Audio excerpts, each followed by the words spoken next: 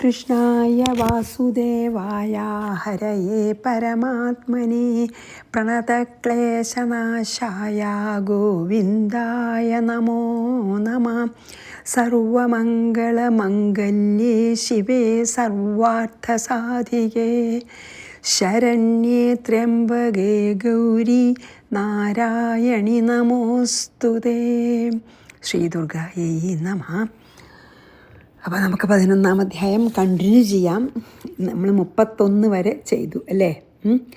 ഇനി എന്താണ് നമ്മളെ എങ്ങനത്തെ ഈ സംസാരമാകുന്ന പൊട്ടക്കിണറ്റിൽ വല്ലാത്ത വട്ടം കറക്കണ ഈ മായെന്ന് നമ്മളെ മാറ്റണമെന്ന് നമ്മൾ പറഞ്ഞു അല്ലേ. ഇനി നമുക്ക് ഇനി ഇങ്ങനെ എല്ലാവരിൽ നിന്ന് രക്ഷിക്കണമെന്ന് പറയാൻ കേട്ടോ. 32 വായിക്കാം. രക്ഷാംസി യത്രോഗ്രവിഷാശ്ച നാഗായത്രാരയോ ദസ്യുബലാനി യത്ര ദാവാനലോ യത്ര തഥാബ്ധിമധ്യേ തത്ര സ്ഥിതാനം പരിഹംസി ചാർത്തിം. എന്താ പറയണ? രക്ഷാംസി യത്ര ഉഗ്രവിഷാഹ നാഗാഹ ച. അതായത് രക്ഷാംസി പറഞ്ഞ രാക്ഷസന്മാർ മാത്രമല്ല, പിന്നെയോ രാക്ഷസന്മാർ, ഉഗ്രവിഷമുള്ള പാമ്പുകൾ, പിന്നെയോ അരയഹ, പിന്നെ ച എത്ര അരയഹ. ആദ്യം രക്ഷാംസി രാക്ഷസന്മാർ, ഉഗ്രവിഷമായിട്ടുള്ള നാഗങ്ങൾ, എത്ര അരയഹ, പിന്നെയോ അരയങ്ങല്ല വൈരികൾ, ശത്രുക്കൾ, പിന്നെയോ ദസ്യു പറഞ്ഞ കള്ളന്മാർ, ദസ്യുബലാനി കൊള്ളക്കാരുടെ ശക്തിയിൽ നിന്നും, പിന്നെയോ ദാവാനല കാട്ടുതീയിൽ നിന്നും, ഇങ്ങനെയുള്ള എത്ര തത്ര സ്ഥിതാനാം ആർത്തിം പരിഹംസി. ഇങ്ങനെയുള്ള ആപത്തുകളിൽ പെടുന്ന ആൾക്കാരുടെ മുഴുവൻ സങ്കടങ്ങളെ ഭഗവതി ഇല്ലാതാക്കാൻ സഹായിക്കുന്നു, നിന്തിരുവടി ഇല്ലാതാക്കുന്നു. തഥാ അബ്ധിമധ്യസ്ഥിതാനാം. അതുപോലെ തന്നെ സമുദ്രത്തിൻ്റെ നടുക്ക് പെട്ടിട്ട് വെള്ളത്തിൽ മുങ്ങി പൊങ്ങി വിഷമിക്കുന്നവരുടെ സ്ഥിതാനാം ആർത്തിം ച പരിഹംസി.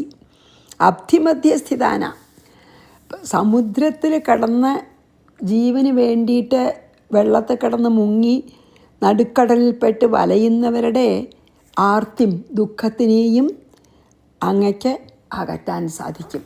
എന്ത് വേണമെങ്കിൽ പറ്റില്ല ഭഗവതിക്ക്. അപ്പോൾ എന്താ പറയുന്നത് വെച്ചാൽ, എത്ര വലിയ ആപത്ത് വന്നാലും, ഉദാഹരണമായിട്ട് പിന്നെ എന്താണ് രാക്ഷസന്മാർ വന്ന് നമ്മളെ ആക്രമിച്ചു, അല്ലെങ്കിൽ വലിയ വലിയ പാമ്പുകൾ, തക്ഷകനെ പോലുള്ള പാമ്പുകൾ വന്ന് നമ്മളെ കടിക്കാൻ വരണു, അല്ലെങ്കിൽ നമ്മുടെ ശത്രുക്കൾ വല്ലവരും ദേഷ്യം കൊണ്ട് വന്ന് ഉപദ്രവിക്കാൻ ഭാവിക്കണു, അല്ലെങ്കിൽ കള്ളന്മാർ കൊള്ളക്കാർ ഇവരിന്ന്, പിന്നെയോ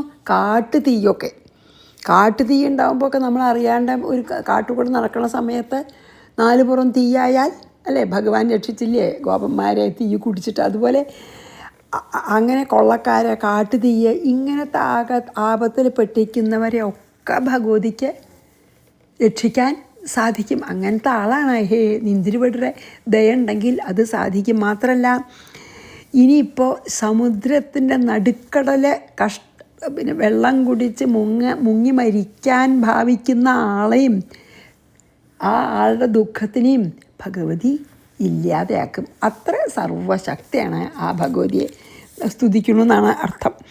രക്ഷാംസി യത്രോഗ്രവിഷാശ്ച നാഗായത്രാരയോ ദസ്യുബലാനി യത്ര ദാവാനലോ യത്ര തഥാബ്ധിമധ്യേ തത്ര സ്ഥിതാനം പരിഹംസി ചാർത്തിം.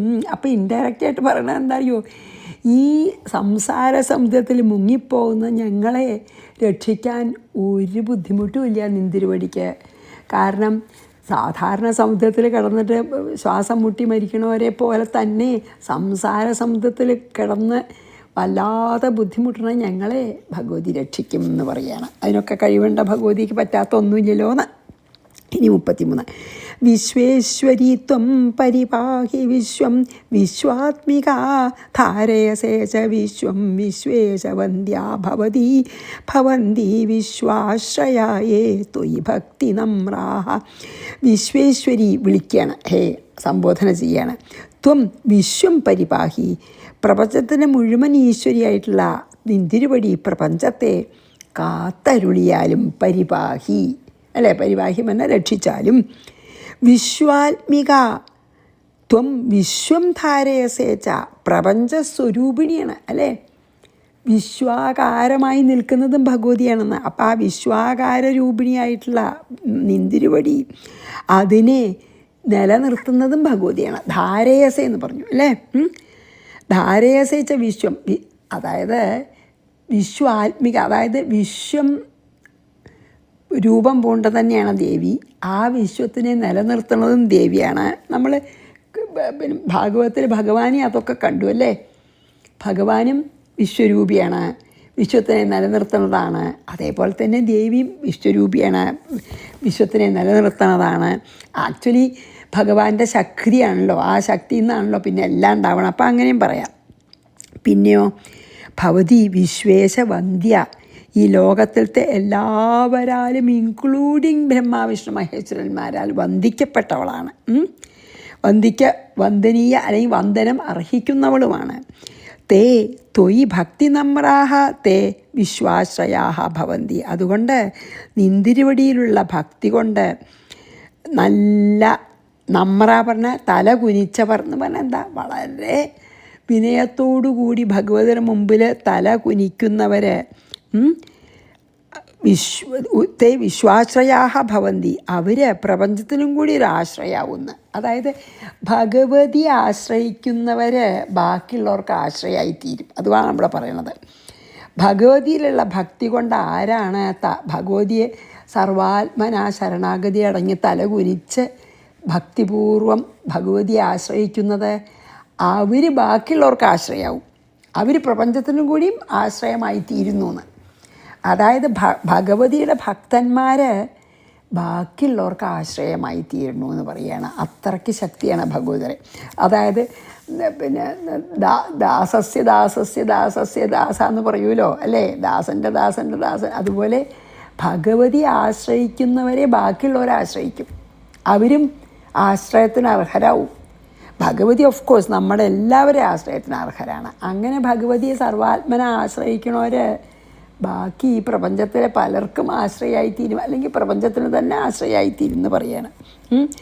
വിശ്വേശ്വരി ത്വം പരിപാഹി വിശ്വം വിശ്വാത്മികാധാരയസേച വിശ്വം വിശ്വേശവന്ധ്യ ഭവതി ഭവന്തി വിശ്വാശ്രയായേ ത്വയി ഭക്തി നമ്രാഹ. 34 ദേവീ പ്രസീത പരിപാലയ നോരിഭീതൈർനിത്യം യഥാസുരവധാത് അധുനൈവ സത്യ പാപാനി സർവജഗതം പ്രശമം നയാശു ഉത്പാദപാക ജനിതംശ്ച മഹോപസർഗൻ. ദേവി പ്രസീദാന്ന്, അതായത് അല്ലയോ ദേവി ഞങ്ങളിൽ പ്രസാദിച്ചാലും. പിന്നെയോ അരിഭീതേ നഹ അരിഭീതേർ എന്നാണ്, നോരിഭീതേർ എന്നല്ലേ. അപ്പം അരിഭീതേഹേ ന നിത്യം പരിപാലയ. ഈ ശത്രുഭയത്തിൽ നിന്ന് ഞങ്ങൾക്കിങ്ങനെ എപ്പോഴും ശത്രുഭയമുണ്ട്, അങ്ങനെ ഞങ്ങൾക്കുണ്ടാവണ ശത്രുഭയത്തിൽ നിന്ന് ഞങ്ങളെ നിത്യം കാത്തു രക്ഷിക്കണേ എന്ന്. പിന്നെയോ അസുരവധാത് യഥാ അധുന സദ്യ ഏവ തഥ. ഇപ്പം നിന്തിരുപടി അസുരന്മാരെ വധിച്ചിട്ടിപ്പോൾ ഞങ്ങളെ കാത്തു രക്ഷിച്ചില്ലേ, അതുപോലെ നിത്യം ഇനിയും ഞങ്ങൾക്ക് പിന്നെ ശത്രുഭയം ഉണ്ടാവുന്ന സമയത്ത് ഞങ്ങളെ ഇപ്പം ശത്രുക്കളായ അസുരന്മാരിൽ നിന്ന് ഞങ്ങളെ രക്ഷിച്ച പോലെ ഇനിയും ഞങ്ങളെ രക്ഷിക്കണേ, നിത്യം കാത്തരുള്ളണേ. സർവജഗതാം പാപാനി ആശു പ്രശമം നയ. അതുമാത്രം പോരാ, ഈ ലോകത്തിലുള്ള എല്ലാവരുടെയും പാപങ്ങളെ നശിപ്പിച്ച് കളയണേ, ഇല്ലാതാക്കി തരണേ. ഞങ്ങളുടെ മാത്രമല്ല, ലോകത്തിന് മുഴുവൻ നന്മ വരുത്താൻ ഭഗവതി അനുഗ്രഹിക്കണേ. ലോകത്തിലെ എല്ലാ പാപികളുടെ പാപവും കഴുകിക്കളയാൻ അനുഗ്രഹിക്കണേ. ഉത്പാദപാക ജനിതാൻ മഹോപസർഗാഞ്ച പ്രശമം നയ. അതായത് ഉത്പാദം ഈ കൊള്ളിമീൻ തുടങ്ങിയ, അതായത് ഈ ഭയങ്കര ഇടിമിന്നൽ, അതിനെയാണ് പറയണത് കേട്ടോ. ഇടിമിന്നൽ കൊണ്ടൊക്കെ ഉണ്ടാവുമല്ലോ ഈ ഉത്പാദഭാഗം, അതായത് ഈ ഇടിമിന്നൽ തുടങ്ങിയ ഈ പ്രകൃതിക്ഷോഭം കൊണ്ട് ഉണ്ടാകുന്ന പിന്നെ ആപത്തുകളെയും നശിപ്പിക്കും ഭഗവതി. പ്രകൃതിയിൽ നിന്നുള്ളതിനെ നശിപ്പിക്കാൻ പ്രകൃതി തന്നെയല്ലേ ഭഗവതി. അപ്പം പ്രകൃതിയിൽ നിന്ന് രക്ഷ നേടാൻ പ്രകൃതിയെ തന്നെ ആശ്രയിക്കണം. ഭഗവതി പ്രകൃതിയാണല്ലോ, പുരുഷനും പ്രകൃതി എന്നാണ് എല്ലാം ഉണ്ടാവണത്. ആ പ്രകൃതിയാണ് നമ്മളെ രക്ഷിക്കുകയും ശിക്ഷിക്കുകയും ഒക്കെ ചെയ്യണത്. അതുകൊണ്ടാണ് പറയുന്നത് പ്രകൃതിയിൽ നിന്നുള്ള ആപത്തുകളിൽ നിന്നും പ്രകൃതി തന്നെയായ ഭഗവതി ഞങ്ങളെ രക്ഷിക്കണേ. അതാണ് കേട്ടോ. അപ്പോൾ ശത്രുഭയത്തിൽ നിന്ന് ഞങ്ങളെ രക്ഷിക്കണേ. എങ്ങനെ ഇപ്പം അസുരന്മാരെ വധിച്ചിട്ട് ഞങ്ങളെ രക്ഷിച്ചില്ലേ, അതുപോലെ ഞങ്ങളെ എന്നും കാത്തരുളണേ. പിന്നെ എല്ലാ ലോകത്തിലത്തെ എല്ലാവരുടെയും പാപത്തിനെ കഴുകിക്കളഞ്ഞ് അനുഗ്രഹിക്കണേ. പിന്നെയോ പ്രകൃതി ദുരന്തങ്ങളിൽ നിന്നും ഞങ്ങളെ കാത്തു രക്ഷിക്കണേ. ദേവി പ്രസീത പരിപാലയ നോരിഭീതൈർ നിത്യം യഥാസുരവധാത് അതുനൈവ സദ്യ പാപാനി സർവജഗതം പ്രശമം നയാശു ഉത്പാദപാകജനിതംശ്ച മഹോപസർഗൻ. ഇടിമിന്നലെ മുതലായിട്ടുള്ള എന്നുള്ള പറഞ്ഞാൽ പ്രകൃതി എന്നുള്ള ഇതാണ് കേട്ടോ. അതായത് നാച്ചുറൽ ഡിസാസ്റ്റേഴ്സ് എന്നൊക്കെ രക്ഷിക്കണേന്ന്.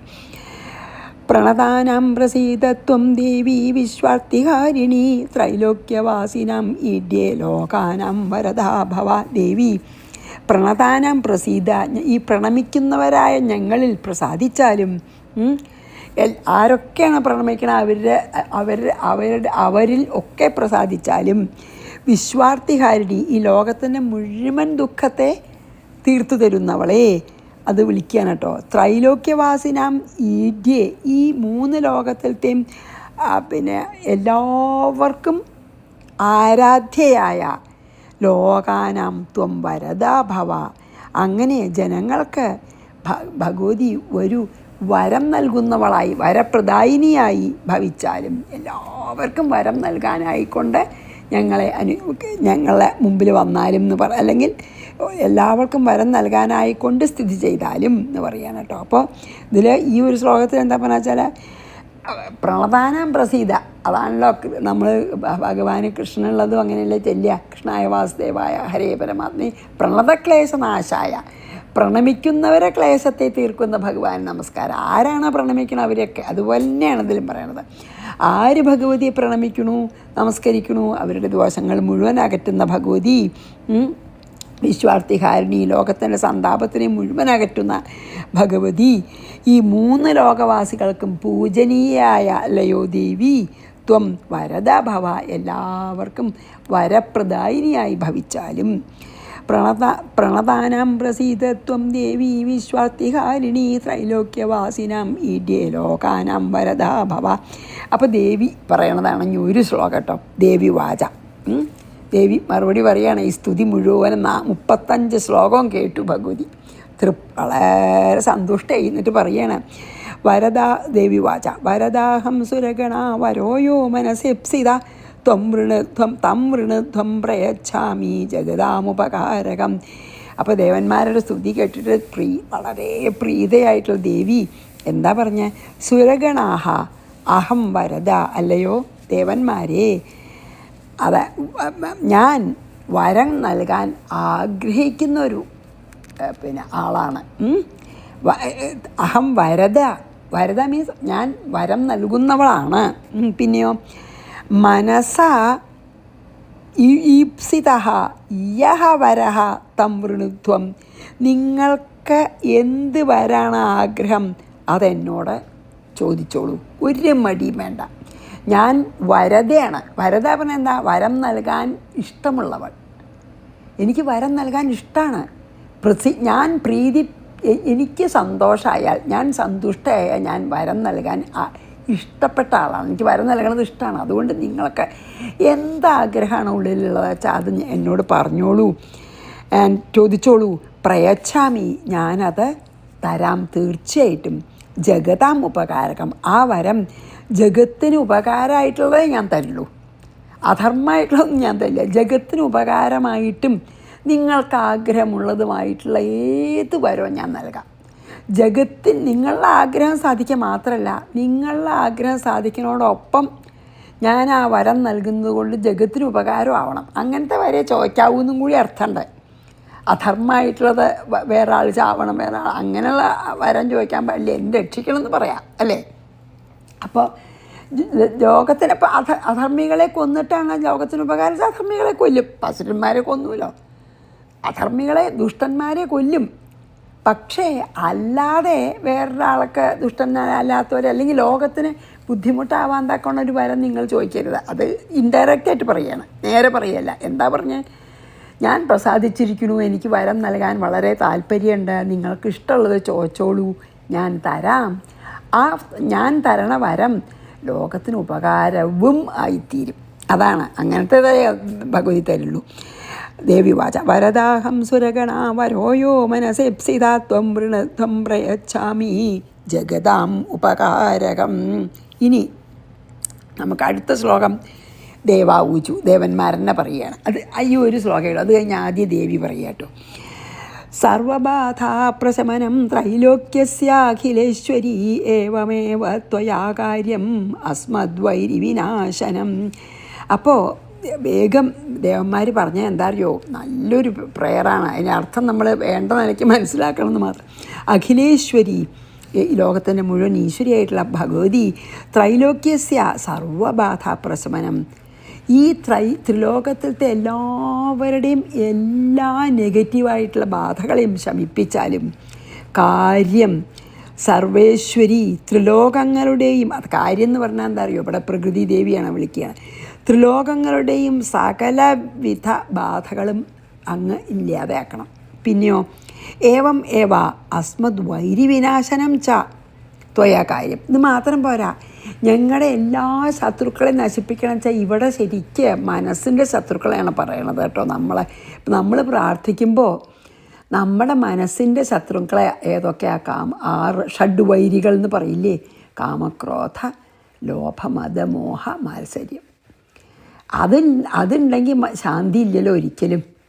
അപ്പം അതും നശിപ്പിച്ച് തരണേ എന്നാണ് ശരിക്കും. അപ്പം നമ്മളിപ്പോൾ ഈ ഒരു ശ്ലോകം ചൊല്ലി പ്രാർത്ഥിക്കുമ്പോൾ എപ്പോഴും എന്താ വേണ്ട, ഈ ലോകത്തിലെല്ലാവർക്കും വരുന്ന ആപത്തുകളെയൊക്കെ മാറ്റി കൊടുക്കണേ, അല്ലെങ്കിൽ എല്ലാ ആപത്തുകളെയും ഒഴിക്കണേ. അതിന് പുറമേ എൻ്റെ മനസ്സിൻ്റെ എല്ലാ ശത്രുക്കളെയും മാറ്റിത്തരണേ, എന്നാലല്ലേ ശാന്തി ഉണ്ടാവുള്ളൂ. പരമശാന്തിക്ക് നമ്മുടെ മനസ്സിൻ്റെ ശത്രുക്കളെ മാറ്റി തന്നെ വേണം. അതിന് നമുക്ക് തന്നെ പറ്റില്ല, പുരുഷപ്രയത്നം കൊണ്ട് പറ്റുന്നതല്ല. ഭഗവതിയുടെ കാരുണ്യം അല്ലെങ്കിൽ കൃപ വേണ്ടെങ്കിൽ മാത്രമേ നമ്മൾ എത്ര ശ്രമിച്ചാലും നമ്മുടെ മനസ്സിൻ്റെ ശത്രുക്കളെ മുഴുവൻ നീക്കാൻ പറ്റുള്ളൂ. അതാണ് വളരെ നല്ല ശ്ലോകം. എന്താ എല്ലാവർക്കും നല്ലത് വരണമെന്ന് നമ്മൾ പറയുന്നുണ്ടല്ലേ. എല്ലാ ബാധകളും ഈ ത്രിലോകത്തിലത്തെ എല്ലാവർക്കുമുള്ള എല്ലാ ബാധകളും ഒഴിക്കണേ.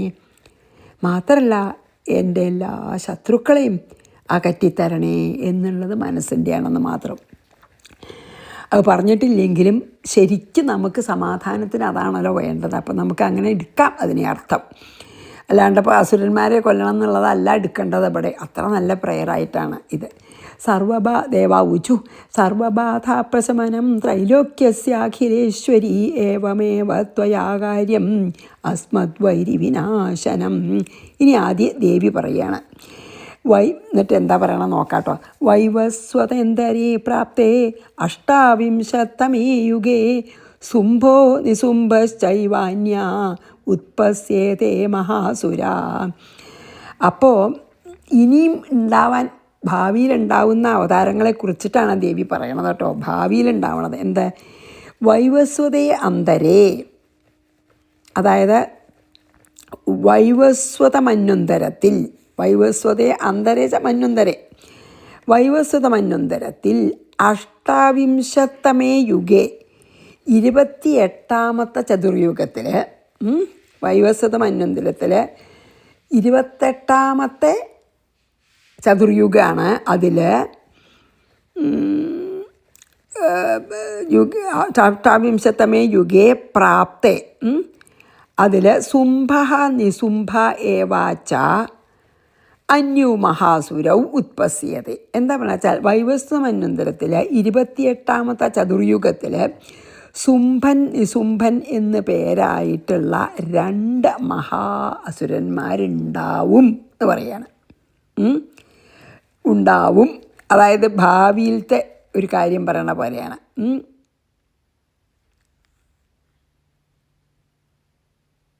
അതെ.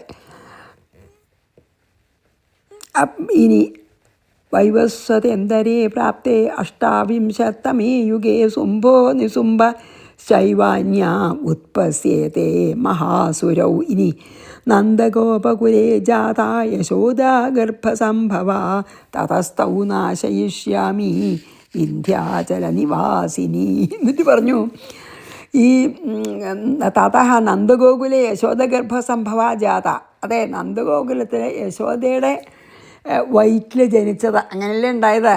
അപ്പോൾ ജാത വിന്ധ്യാചല നിവാസിനി തൗ നാശയിഷ്യാമി. അന്ന് ഞാൻ, ഭഗവതി പറയുക, ഞാൻ അന്ന് ഈ പിന്നെ വൈവസ്വതമണ്ഡലത്തിലെ 28ാമത്തെ ദുർഗത്തിൽ സുംഭനിസന്മാരുണ്ടാവുന്ന അതേ സമയത്ത് ഞാൻ എന്തു ചെയ്യും, നന്ദഗോപരുടെ കുലത്തിൽ യശോദയുടെ പുത്രിയായിട്ട് ഞാൻ പിറക്കും, എന്നിട്ട് ജനിക്കും.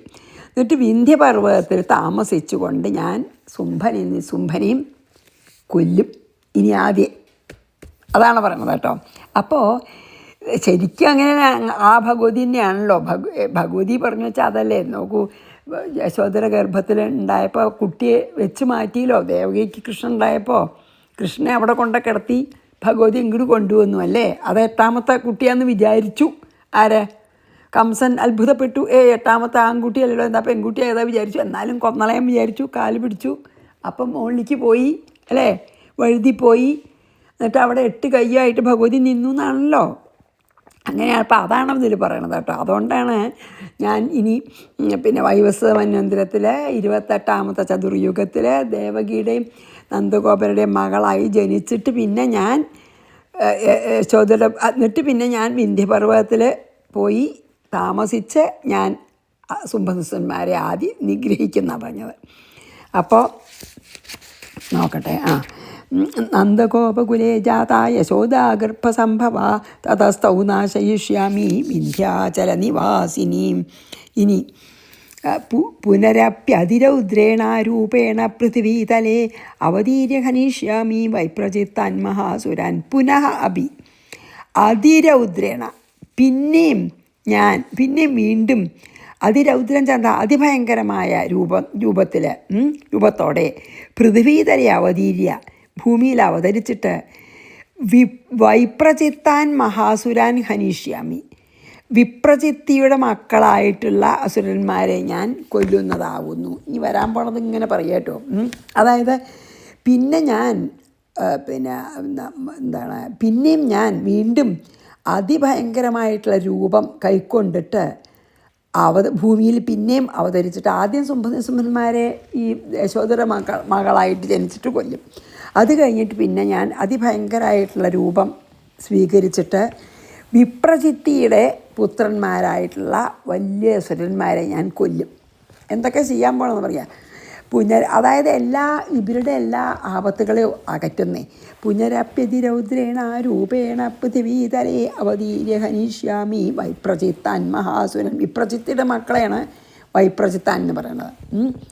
ഇനി ഭക്ഷയന്ത്യാശതാനുഗ്രാൻ വൈപ്രചിത്താൻ മഹാസുരാൻ രക്താദന്താ ഭവിഷ്യന്തി ദാഡിമീ കുസുപോപമാഹ. വൈപ്രചിത്താൻ താൻ എന്ന് പറഞ്ഞാൽ എന്താ, വിപ്രചിത്തയുടെ പുത്രന്മാരായിട്ടുള്ള ആ ഉഗ്രാൻ മഹാസുരാൻ, ആ അത്യുഗ്രന്മാരായിട്ടുള്ള ആ അസുരന്മാരെ എന്താ ചെയ്യുക, ഭക്ഷയന്ത്യാഹ ഞാൻ തിന്നിട്ട് ദന്താഹ എൻ്റെ പല്ലൊക്കെ ഡാഡിമീ കുസുപോപമാഹ.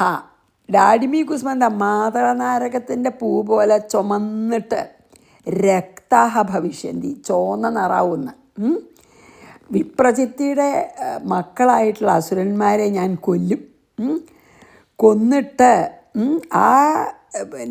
അവരെ തിന്നിട്ട് എൻ്റെ പല്ലൊക്കെ മാതളനാരകത്തിൻ്റെ പൂവ് പോലത്തെ ചുവപ്പ് നിറമായി തീരും. അതാണ് ഇതിൽ പറഞ്ഞത്. അതായത് ശുംഭനും നിശുംഭനെയും കൊല്ലുന്നതിന് ശേഷം വിപ്രചിത്തൻ്റെ മക്കളെ കൊല്ലുന്ന കഴിഞ്ഞ ശ്ലോകത്തിൽ പറഞ്ഞിട്ട് പിന്നെ ഒന്നും കൂടി പറഞ്ഞു, വിപ്രചിത്തിയുടെ മക്കളെ കൊന്നിട്ട് അവരെ തിന്നുമ്പോൾ എൻ്റെ പല്ല് ചുമന്ന നിറാവുന്ന ഡാഡിമീ കുസുപാപമ. ഡാഡിമീ പറഞ്ഞു വെച്ചാൽ മാതളനാരകാണത്രേ. അപ്പോൾ 41. ഇനിയിപ്പോൾ സമയമുണ്ടോ നോക്കട്ടെ കേട്ടോ. ഞാൻ ഒന്നും കൂടി ചെയ്യാം. തതോ മാം ദേവതാഃ സ്വർഗേ മർത്യലോകേ ച മാനവാഃ സ്തുവന്തോ വ്യാഹരിഷ്യന്തി സതതം രക്തദന്തികാം. തതഃ സ്വർഗേ ദേവതാഃ. അപ്പോൾ സ്വർഗത്തിൽ ദേവന്മാരും മർത്യലോകെ മാനവാഹ ഭൂമിയിലത്തെ മനുഷ്യരും എന്നെ സ്തുവന്തഃ എങ്ങനെ സ്തുതിക്കുക? സ്തുവന്ത എങ്ങനെ? സതതം രക്തദന്തിക, എന്നെ രക്തദന്തിക എന്ന് വിളിച്ച് സ്തുതിക്കുന്ന. ഇങ്ങനെ എൻ്റെ ഈ വിപ്രചിത്തിയുടെ മക്കളെ മക്കളായിട്ടുള്ള അസുരന്മാരെ കൊന്നിട്ട് ഞാൻ അവർ തിന്നുമ്പോൾ എൻ്റെ പല്ല് ചുവപ്പ് നിറാവും പറഞ്ഞുല്ലോ. അപ്പം അന്ന് തൊട്ട് എന്നെ സ്വർഗത്തിലത്തെ ദേവന്മാരും ഭൂമിയിലത്തെ മനുഷ്യന്മാരും എന്നെ രക്തദന്തിക എന്നുള്ള പേരോടുകൂടി വാഴ്ത്തി സ്തുതിക്കും എന്ന് പറഞ്ഞ് നമുക്കിന്ന് ഇവിടെ നിർത്താട്ടോ, അല്ലെങ്കിൽ സമയം അധികമാവും. തതോ മാം ദേവതാഃ സ്വർഗേ മർത്യലോകേ ച മാനവാഃ സ്തുവന്തോ വ്യാഹരിഷ്യന്തി സതതം രക്തദന്തികാം. അപ്പോൾ 43 അടുത്ത ദിവസം ചെയ്യാം. ശ്രീകൃഷ്ണാർപ്പണമസ്തു. സർവത്ര ഗോവിന്ദനാമ സങ്കീർത്തനം. ഗോവിന്ദ ഗോവിന്ദ. ശ്രീ ദുർഗായൈ നമഃ. ഗുരുവായൂരപ്പാ ശരണം.